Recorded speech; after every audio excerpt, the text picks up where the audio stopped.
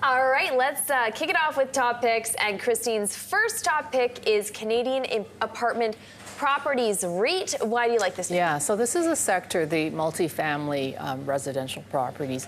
We've been looking at it for a while, and we know during the pandemic, there were no foreign students, people were leaving, and so the stock dropped on that. And then it kind of climbed back, and now you look at the pullback that the whole sector's had, it's down over 30%. It's actually back to its pandemic low. And I think the long-term fundamentals of the apartment rental market in Canada is very attractive. We have the Canadian government targeting very high immigration levels for the next few years, 450,000 immigrants per year through 2024. And to give you an idea, Paige, 2019, pre-COVID, the immigration level is around 340,000. So they really want to ramp that up. So that means, people coming into the country, having to look for places to live. The foreign students have all come back. So I think the long-term fundamentals of the rental market is attractive. We still have a housing shortage in Canada, in Ontario, even though the housing market is going through somewhat of a correction. So for CAP REIT, they are primarily, about half is in Ontario. They're also in BC and Quebec. Obviously, the near-term some headwinds, of course, is higher interest rates and the rent control that has been put in place in Ontario. I think they could only raise the rents 1.2% this year. Next year it goes to 2.5%. So near-term, there's some cost headwinds that the companies had to absorb. But I think longer-term, for apartments, leases are repriced annually, so that's a positive as well. And finally, while the income yield is not as attractive per se, as high as some other income stocks, it does now give you a yield of 3.5%. And one of the criteria we use when we look at income stocks is to make sure the company has never cut their dividend in the last 10 years. And CAT REIT hasn't, despite some of the volatility it went through the pandemic. In fact, it's actually raised its dividend every year except for one over the past 10 years. Wow. Okay, next up is Fortis, major Canadian utility. Why do you like this name at this particular juncture? Yeah, we teased this one earlier, by the way, for those viewers keeping track. I mean, it's a very boring utility stock, and it's defensive. So I think everyone needs to have some defensive income stocks in their portfolio, regardless of what type of investor you are. The utilities we spoke about earlier have pulled back. Fortis is down from 65. That was the high earlier this year. Now it's just trading around $52. We think it's a very attractive entry point.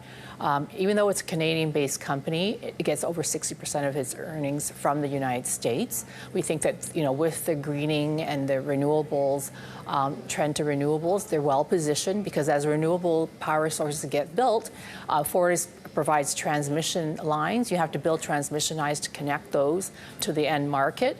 Fortis also has, it's mainly transmission, but it has some generation assets.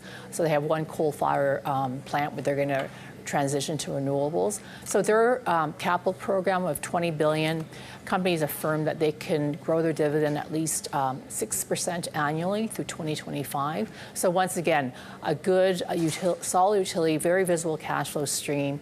And in this environment, yes, 10-year, treasuries are whatever, 3.5%, 4%. The yield on Fortis is 4.5%, and you're going to get an increase on that dividend every year. So we would be buying it for new client money here. All right, and finally, and I love how seasonally appropriate this pick is, you've brought us Mondelez, maker of many things, but also chocolate. Yes, chocolate. As Halloween approaches. That's right. And, we've owned this name, consumer staples name, so once again, somewhat defensive. So they're the leader in biscuits, number one, number two in chocolate, and then candy as well.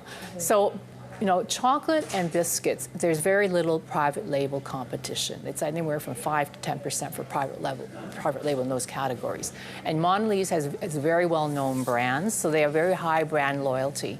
So we know that this past year, we've had supply chain issues, higher input costs. The company has been putting through price increases, and they're actually seeing that volumes hold up relatively well. Now, one of the reasons why we own Mondelez as well is that snacks is the penetration rate in emerging markets or developing markets is quite low compared to developed markets. So as these countries, the residents, the populations get more wealthy, increasing demand for packaged goods, and in fact, they actually do grow. Their organic growth rate in developing markets is actually higher than developed. So I think they're very well positioned. They're refocusing on the core biscuit and chocolate business, branching out to baked goods and pastries, and we talked about the energy bar segment as well. And once again, gives you a dividend of just under 2%, tends to increase that dividend annually as well.